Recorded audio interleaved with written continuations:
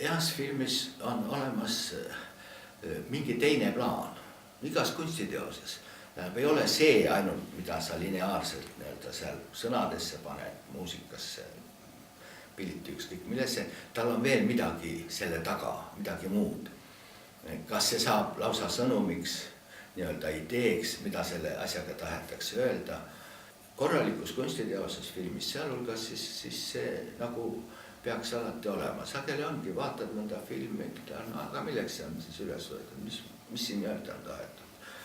Lugu võib-olla ise on olemas, aga ta ei ole huvitav, sest tal ei ole midagi muud veel ütelda peale selle. Ja muidugi heas filmis on veel üks selline moment, et see maailm, mida ta kujutab, võiks olla kusagil nihestatud.